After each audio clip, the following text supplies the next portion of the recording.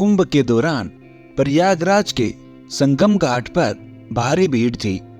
शिव पार्वती आकाश से गुजरे। पार्वती ने इतनी भीड़ का कारण पूछा। भगवान शिव ने कहा, संगम में स्नान करने वाले स्वर्ग जाते हैं, उसी लाभ के लिए यह स्नानार्थियों की भीड़ जमा है। पार्वती का कौतूहल तो शांत हो गया, पर एक नया संदेह उपज पड़ा। इतनी भीड़ के लायक स्वर्ग में स्थान कहाँ है? फिर लाखों वर्षों से लाखों लोग इस आधार पर स्वर्ग पहुंचते तो उनके लिए स्थान भी तो कहीं रहता। छोटे से स्वर्ग में यह कैसे बनेगा?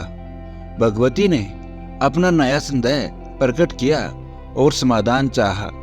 भगवान शिव बोले, शरीर को गीला करना एक बात है, मन की मलिनता धोने वाला स्नान जरूरी है।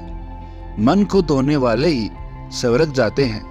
वैसे लोग जो होंगे उन्हीं को स्वर्ग मिलेगा।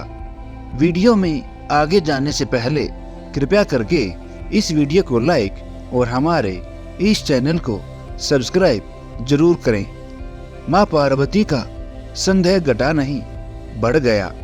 पार्वती बोली, यह कैसे पता चले कि किसने शरीर धोया और किसने मन संजोया? यह कार्य से जाना जाता है।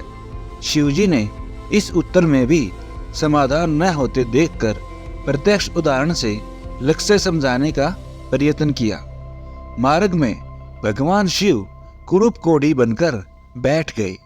पार्वती को और भी सुंदर सजा दिया। दोनों बैठे रहे। स्नानार्थियों की भीड़ उन्हें देखने के लिए रुकती, अनमेल स्थिति के बारे में पूछताछ करती। पार्वती जी रटाया हुआ विवरण सुनाती रहती। यह कोढ़ी मेरे पति हैं, कुंभ स्नान की इच्छा से आए हैं। गरीबी के कारण इन्हें कंधे पर रखकर लाई हूँ। बहुत थक जाने के कारण थोड़े विराम के लिए हम लोग यहाँ बैठे हैं। अधिकांश दर्शकों की नीयत दिखती रही। वे सुंदरी को प्रलोभन देते और पति को छोड़कर अपने साथ चलने की बात कहते। माँ पार्वती लज्जा से गड़ गई। भला ऐसे भी लोग कुंभ स्नान को आते हैं क्या? निराशा देखते ही बनती थी।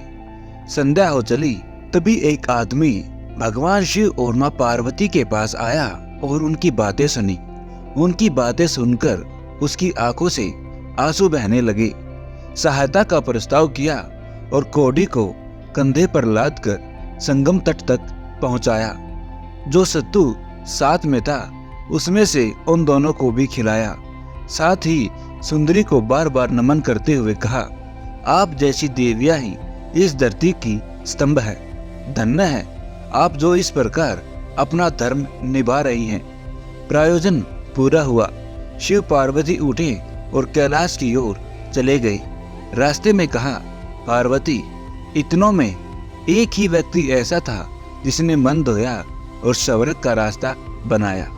कुंभ स्नान का महात्म्य तो सही है, पर उसके साथ मन भी धोने की शर्त लगी है। पार्वती तो समझ गई कि कुंभ महात्म्य सही होते हुए भी क्यों लोग उसके पुण्य फल से वंचित रहते हैं। पर क्या आप समझे, या आप भी सिर्फ नहाने जाते हैं, शरीर को धोने जाते हैं, कभी मन को धोने की जरूरत ही नहीं समझते हैं। अगर भगवान को पाना है तो शरीर के साथ साथ मन को धोना भी उतना ही जरूरी है।